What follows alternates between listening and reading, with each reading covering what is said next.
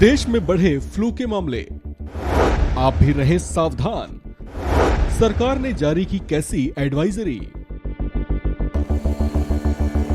अगर आपको तेज बुखार, खांसी या सांस लेने में किसी तरह की परेशानी हो रही है तो आपको फौरन इसका टेस्ट करवाना चाहिए।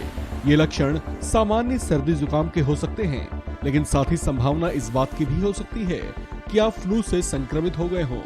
देश में बुखार और फ्लू के मामलों में तेजी देखने को मिल रही है। देश में तेज बुखार और खांसी का मौजूदा प्रकोप इन्फ्लुएंजा के सबटाइप H3N2 के कारण है। वायरस का ये वेरिएंट फ्लू या इन्फ्लुएंजा का कारण बनता है।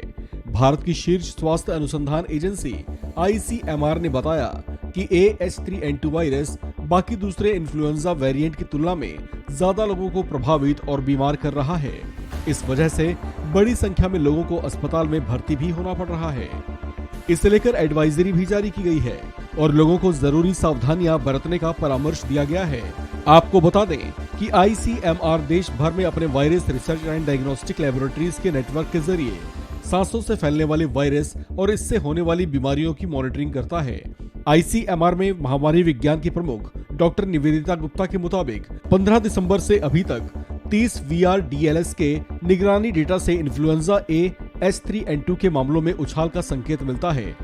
टाइम्स ऑफ इंडिया की रिपोर्ट के मुताबिक डॉक्टर निवेदिता का कहना है कि SARI यानी impatient severe acute respiratory infection और आउट पेशेंट इन्फ्लुएंजा जैसी बीमारी से पीड़ित लगभग आधे लोगों में इन्फ्लुएंजा H3N2 पाया गया है।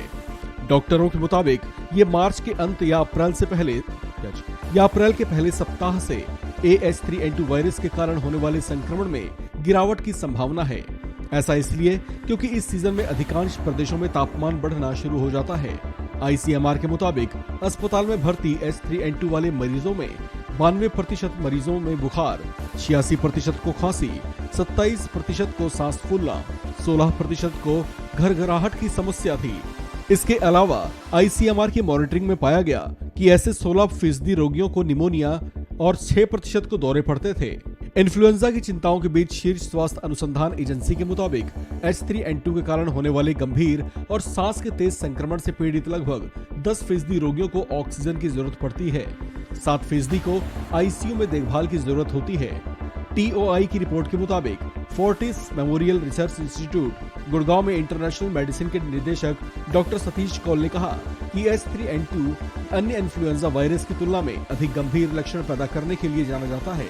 डॉक्टर कौल ने कहा कि ये नया वेरिएंट नहीं है, बल्कि दशकों से लोगों को प्रभावित करता रहा है। लेकिन इन्फ्लुएंजा का सब वेरिएंट H3N2 करीब 54 साल पहले 1968 में हांगकांग में बड़े पैमाने पर भीषण प्रकोप का कारण बना था। इस खबर में फिलहाल इतना ही। बाकी अपडेट्स के लिए बने रहिए वन इंडिया हिंदी के साथ।